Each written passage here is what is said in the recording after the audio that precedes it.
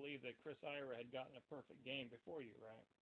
I do believe that because the picture that he showed me was 333090, and I don't know whether that was 3 out of 6 or 3 out of 4 on the right half of Mace 256, what he was showing me. But I think from his mannerisms at the time, he was kind of smiling. So when I think about it, see, he wanted to find out whether I knew something about the dots, and I said, well, how do you score so much? And then he spilled the beans knowing that I knew nothing about it and told me what that was all about. Or I guess it's because he thought he could say it and still control it, from my end, and Billy could control it from my end doing it that way. And I figured that Chris was sent to my house by Billy because, well, he's not going to lift a finger for things like that. Oh yeah, handle my, light, industrial business for me. Go up to Bastable and check him out, or, maybe you could take some strategy from him or something like that. And that part of his plan really failed because we only played Turbo Miss Pac-Man. We couldn't get to an original Miss or an original Pac-Man game to give me, a real test of what I was capable of doing on either one of those two games at the time. When But Chris was there, you guys were playing Turbo Miss Pac-Man? yes, and he started first. He had to play doubles. That's what he insisted on. He got to 484,000.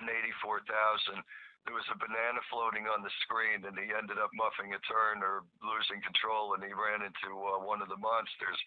And I thought in my mind after that 484,000, now it's my turn.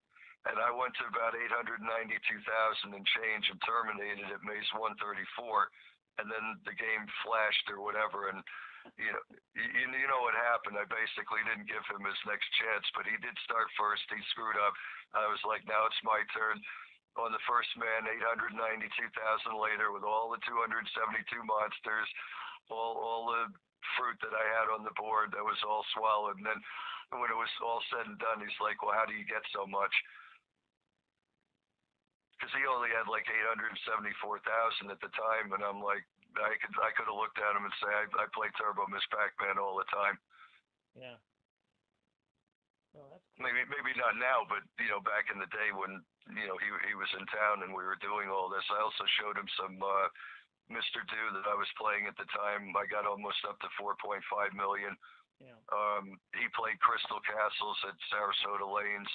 That's where they had it. I remember there's two Gene Smiths. The older one with the pipe was the one that was interested in video games. The younger one just likes the bowling. But that guy was watching what he was doing. I'd seen some 600,000 scores in the in the bowling alley, like when I'd come and go from their game room or I'd come and go from the bowling alley.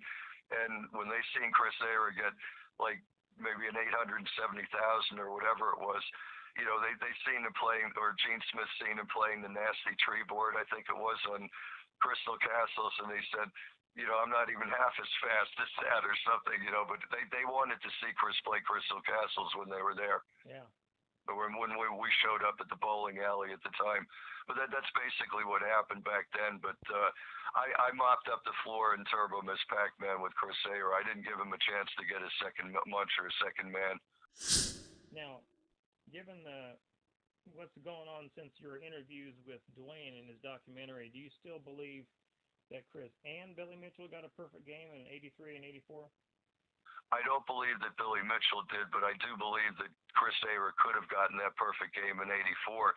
And that's why on the podcast that I said that. I said, didn't Chris Ayra get a perfect game before Billy Mitchell? And I figure that's like throwing a monkey wrench in the socket for those two guys, you know what I mean, into the works. And everything just shorts out when, his private partner that's trying to keep quiet.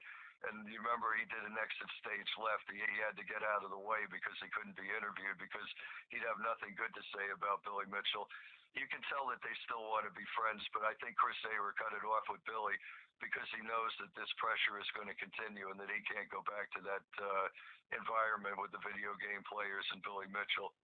He already knows that he's going to get caught in the middle of a sandwich and there's nothing that he can do about it after what's already happened.